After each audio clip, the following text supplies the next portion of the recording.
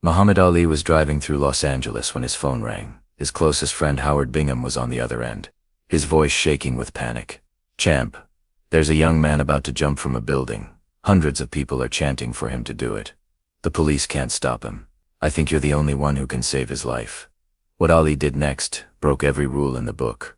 He drove his Rolls-Royce the wrong way down Wilshire Boulevard, lights flashing, racing toward a ninth-floor fire escape, where a desperate 21-year-old was seconds from death. What he whispered to that young man would remain secret for decades, and the tragic ending nobody saw coming will break your heart. If this incredible true story moves you, hit subscribe and share it. Sometimes the greatest victories happen outside the ring. January 19th, 1981. The morning sun beat down on Wilshire Boulevard as 300 people gathered in the street below the Dominguez Wilshire building. Their faces were turned upward, watching a young man standing on a narrow fire escape ledge 9 stories above. His name was Joseph Brisbane. He was 21 years old, and he was about to jump. But here's what made this scene even more horrifying. The crowd wasn't trying to save him. They were chanting, "Jump, jump, jump, jump." Their voices echoed off the Art Deco building like some twisted sporting event. Joseph could hear every cruel word as he pressed his back against the building, his feet balanced on a ledge barely 6 inches wide. Joseph Brisbane had come to Los Angeles with dreams, just like thousands of young people before him. He'd left Michigan thinking California would give him a fresh start. But 3 months of rejections, 3 months of sleeping in his car, 3 months of watching his money disappear had broken something inside him. The night before, he'd called his parents back in Michigan. The conversation lasted 2 minutes. "Joey, we told you not to go out there," his father had said. "You made your bed, now lie in it." The line went dead. Sergeant Bruce Haggerty of the LAPD was running out of options. For hours he'd tried everything. Police negotiators had failed. A psychologist had failed. A chaplain had failed. Joseph kept shouting military jargon, claiming the Viet Cong were out there, even though he'd never served in Vietnam. What made it worse was the crowd below. They'd started small, just a few curious onlookers. But as word spread, more people came. And somewhere in that crowd, a sick psychology took hold. "Do it," someone shouted from the back. "Get it over with," yelled another. Soon the individual voices merged into a chant that sent chills through the police officers trying to save Joseph's life. "Jump, jump." That's when Howard Bingham arrived. Bingham was Muhammad Ali's closest friend and personal photographer. When he saw the commotion on Wilshire Boulevard, just 1 mile from Ali's home, something told him to stop. He approached Sergeant Haggerty. "Officer, what if Muhammad Ali tried to talk to him?" Haggerty shook his head. "We've tried everything. I don't think it would help." But Bingham found a payphone and dialed a number he knew by heart. "Champ," Bingham said when Ali answered. "There's a young brother up here about to jump. The police can't get through to him. Maybe you can help." Muhammad Ali had been retired from boxing for exactly 3 months. His devastating loss to Larry Holmes in October had been called like watching an autopsy on a man who is still alive. At 39, Ali was already showing the first signs of Parkinson's disease. His speech was slower, his hands trembled. Ali had spent that morning staring at medical reports. The doctors had been clear. The neurological symptoms weren't getting better. But when Howard Bingham told him about Joseph Brisbane, something ignited inside Ali that had nothing to do with boxing. "I'll be right there." What happened next became legendary on Wilshire Boulevard. About 4 minutes after Bingham's call, people in the crowd started pointing and shouting. Coming down the street the wrong way was a silver Rolls-Royce. Its headlights were flashing. Its horn was blaring. Traffic scattered as the car raced toward the building. The Rolls-Royce screeched to a halt at the police barricade. Out stepped Muhammad Ali. No entourage, no publicity team, no cameras, he'd called himself. Just a man who'd heard that another human being was in pain, and he dropped everything to help. Sergeant Haggerty approached Ali on the sidewalk. They shook hands quickly as Haggerty explained the situation. Joseph had been on that ledge for hours. He was unemployed, estranged from his family, convinced he was nothing. "What do you need me to do?" Ali asked. "Just talk to him. But don't try to grab him or make sudden moves. If he jumps, we don't want you going down too." Ali nodded and ran into the building. He took the stairs 2 at a time, his breathing already labored from the early effects of Parkinson's. By the time he reached the 9th floor, his hands were shaking. But not from the disease. They were shaking because he knew a young man's life hung in the balance. Ali found a window near the fire escape and carefully leaned out. Joseph Brisbane was pressed against the building about 6 feet away, standing on a ledge barely wide enough for his feet. 9 stories of empty air yawned below him. When Joseph saw Ali's face appear in the window, his eyes went wide with shock. "It's really you," Joseph shouted over the noise from the street. "Yeah, brother," Ali called back, his voice carrying clearly in the morning air. "It's really me. And I want to talk to you." Joseph opened the fire escape door.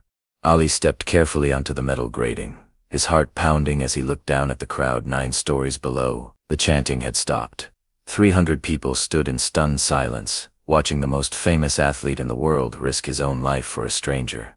"What's your name, son?" Ali asked, moving slowly closer. "Joseph. Joseph Brisbane. I'm from Michigan." "Joseph from Michigan," Ali repeated, as if the name was precious. "I'm Mohammed from Louisville, and I want you to know something, Joseph." Ali paused, looking directly into the young man's desperate eyes. "You're my brother?" Those words hit Joseph like a physical blow. He'd been on that ledge for hours, convinced he was worthless, convinced no one cared if he lived or died. And now the most famous athlete in the world was calling him brother. But Joseph had been hurt too many times to believe it easily. "Why do you worry about me?" he asked, his voice breaking. "I'm a nobody." That's when Muhammad Ali did something that shocked everyone watching from the street below. The man who'd proclaimed himself the greatest for decades began to cry. Not just a few tears. Ali wept openly, his shoulders shaking, his voice breaking as he spoke. "You're not nobody, Joseph," Ali said, tears streaming down his face. "You're somebody. You're my brother, and I love you. I couldn't lie to you about that." Joseph Brisbane had never seen anything like it. This famous man, this champion, was crying for him. A stranger from Michigan who thought his life was worthless. The shock of it broke through Joseph's despair like nothing else had. "I can see you're in pain, brother," Ali continued, his voice thick with emotion.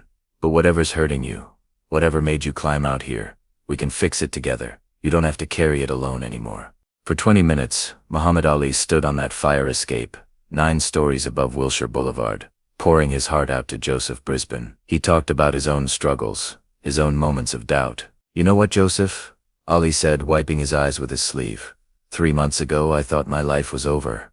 Larry Holmes beat me so bad, people said I should never have gotten in that ring. They said I was an embarrassment. They said the great Muhammad Ali was finished." Joseph listened, transfixed. Here was the most confident man in the world, admitting to fear, to failure, to the same feelings of worthlessness that had driven Joseph to this ledge. "But you know what I learned, brother?" Ali continued. "Sometimes you got to lose everything to find out who you really are. I'm not just a boxer. I'm not just the greatest. I'm a human being, just like you. And human beings, we got to look out for each other." "Joseph, I want you to come home with me," Ali said. "I want you to meet some friends of mine. I want to help you find a job, get you some clothes, maybe help you go to school. Your family back in Michigan, they made you feel like nobody? Well, I'm going to go home with you. I'll walk the streets with you, and they'll see you're somebody important." But it was what Ali whispered next, something so quiet that only Joseph could hear, that changed everything. Ali leaned in close, his voice dropping to barely a whisper. "Joseph, you know what? When I was your age, I tried to kill myself too." Joseph's eyes went wide. "That's right, brother. The great Muhammad Ali, standing on a bridge in Louisville when I was 22, thinking about jumping. You know what stopped me? My trainer, Angelo Dundee. He found me there. And you know what he said?" Joseph shook his head, tears streaming down his face. "He said, 'Champ, you can't leave yet. Somebody out there needs you to be strong for them. Somebody you haven't even met yet is counting on you to stay alive.'" Ali's voice broke as he continued. "Joseph, I think you're that somebody for me. I think God put you on this ledge so I could learn what it really means to be the greatest. Not in the ring, brother. In life." Boris Yarrow, the Los Angeles Times photographer capturing the scene from below, saw Joseph's whole body language transform. The young man's head dropped onto Ali's shoulder, and his body began to shake with sobs.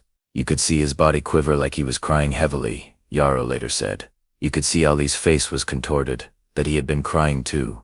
Then Ali put his arms around the kid and lifted him, and the kid sort of folded into Ali's arms. The crowd below watched as Muhammad Ali embraced Joseph Brisbane on that fire escape. Their chants had changed from "Jump, jump" to "USA loves Ali, USA loves Ali." When Ali and Joseph disappeared inside the building, The entire street erupted in cheers. Ali drove Joseph to the Suicidal Veterans Administration Hospital for psychiatric evaluation. During the drive, they talked about everything.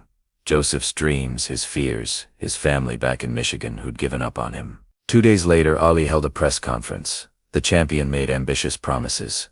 "I'm gonna help him go to school and find a job. Buy him some clothes," Ali announced. "I'm gonna go home with him to meet his mother and father. They called him a nobody, so I'm going home with him.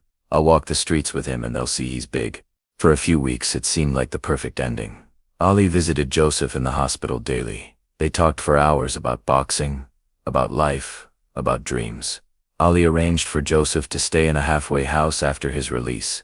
But then came the news that shattered everyone. 11 weeks later, Joseph Brisbane tried to kill himself again. He'd moved to Tustin, California, trying to escape the publicity. The media attention had been overwhelming, but the real problem was deeper. The demons that had driven him to that ledge, the depression, the feelings of worthlessness, they hadn't disappeared just because Muhammad Ali called him brother. On April 9th, 1981, Joseph called the Tustin Police Department and threatened to shoot up the station until somebody gunned him down. It was suicide by cop, a desperate man's final attempt to end his pain. Police arrested Joseph before he could carry out his threat. He was taken for psychiatric observation again, and then he disappeared from public record completely. When reporters called Ali to tell him what had happened, the champion broke down crying. "I thought I saved him." Ali said through tears, "I thought love was enough." No one knows what happened to Joseph Brisbane after April 1981. When Muhammad Ali died in 2016, journalists tried to track down Joseph to get his perspective on the rescue. They couldn't find him. The audio recording of the incident, now preserved at the Muhammad Ali Center, captures Ali describing his internal experience. "I felt love, maybe for the first time. That kind of love, like killing me inside. And I said to myself, cool, stay cool, help this brother. Allah, help me help my brother." But the most haunting part is what came after. Ali's voice, normally so confident, became quiet and humble. "It was after I retired from boxing that my true work began." Ali threw himself into humanitarian causes with renewed passion. He traveled to Iraq to secure the release of American hostages. He visited children's hospitals around the world. And every January 19th, until Parkinson's made it impossible, Ali would drive to the Dominguez Wilshire building. He'd stand on Wilshire Boulevard, looking up at that 9th-floor fire escape, and he'd whisper a prayer for Joseph Brisbane, wherever he was. The rescue became one of the most documented humanitarian acts in sports history.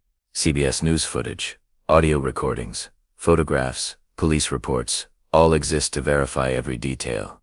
Muhammad Ali, 3 months removed from the most humiliating loss of his career, already showing signs of the disease that would rob him of his speech, still had enough compassion to weep for a stranger. And Joseph Brisbane, in his darkest moment, found enough reason to live in those words to step back from the edge. The tragedy isn't that Ali couldn't save Joseph permanently. Mental illness doesn't disappear because Muhammad Ali calls you brother. Depression doesn't end because a champion embraces you on a fire escape. But for 20 minutes, love was enough. The secret that Ali whispered to Joseph that day, about his own suicidal thoughts as a young man, died with both men. But maybe that's as it should be. Some words are too sacred to share. What matters isn't that he saved Joseph forever, but that he saved him when it mattered most. The crowd chanted, "Jump." But Muhammad Ali heard something else. He heard a brother calling for help, and he answered.